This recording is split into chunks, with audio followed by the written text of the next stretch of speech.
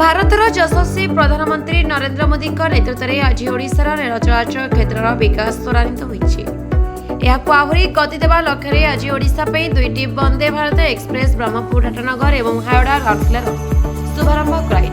मान्यवर मंत्री श्रीयुत प्रदीप बड़सामंत, मान्यवर उपमुख्यमंत्री श्रीयुत कनकवर्धन सिंहदेव,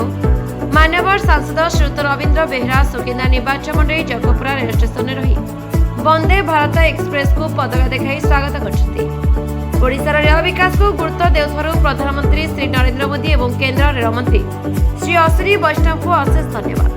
यह ओडिशार रेल गमनागमन क्षेत्र को निश्चय सशक्त करिबो, पर्यटन, परिवहन एवं जोगाजोग को सुगम करने सहित राज्यर आर्थिक विकास में विशेष सहायक होगा। सौभाग्यर कथा जाजपुर मार्टे आज वंदे भारत ट्रेन चली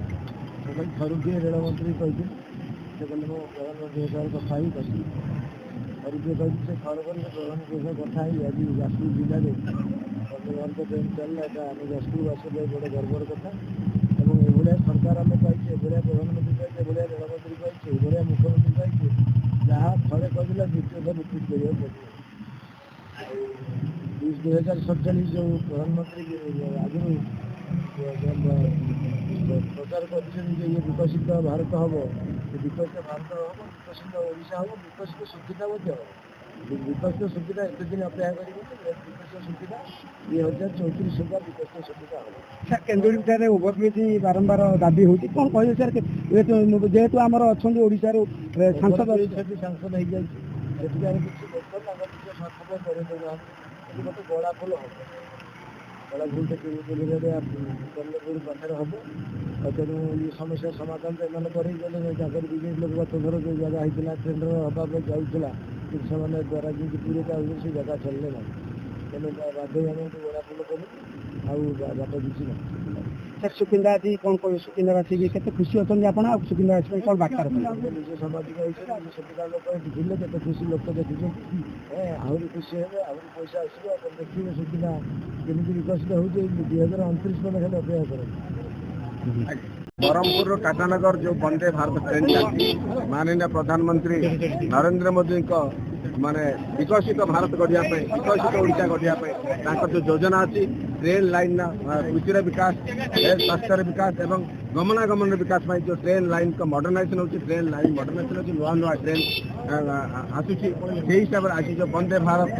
ट्रेन आसूर नूतन दिग्दर्शन दब ब्रह्मपुर जाजपुर स्पेशली जगपुरा आमर जाजपुर टाटानगर जाए बहुत गमनागमन सुविधा हम बहुत। संसदीय क्षेत्र में जनसाधारण कौन कह संसदीय क्षेत्र में प्रथम फंडामेंट उपस्थापन करी जाजपुर रोड और धामरा रेल प्रकल्प शीघ्र आरंभ हम से योजना चली जाजपुरवासी की धन्यवाद दूसरी जे माननीय प्रधानमंत्री, माननीय रेल मंत्री एवं माननीय यशस्वी मंत्री केंद्र मंत्री धर्मेंद्र प्रधान जी ओडिशा विशेषकर जाजपुर जिलापाई समस्त स्नेह श्रद्धा ममता अच्छी जाजपुर जिलार कि विकास हम से बद्धपरिकर समस्ते एक स्वर समस्ते एकत्रित होकर लगी पड़ते जाजपुर विकास गमनागमन परिचय देवे। दिलीप कुमार नायक जखपुरा ग्राम स्थायी बासिंदा। आज जो वंदे भारत ट्रेन चलला से विषय कौन मत रखिए एवं जखपुरा स्टेशन विषय कौन मत रखिए? आज जो वंदे भारत एक्सप्रेस चलला ब्रह्मपुर टाटा गोटे अत्यंत स्वागत जोग्य पदक्षेप आमर माननीय प्रधानमंत्री एवं माननीय रेलवे मंत्री एवं आमर माननीय विधायक महोदय अप्राण चेष्टार आज यात्रा सफल होती आम जखपुरा ग्राम पंचायत तथा किमिरिया और मानतीरा आम जो आखपाख जी पंचायत अच्छी आम साधुवाद जनाऊँ रेलवे को एवं आम मंत्री महोदय मान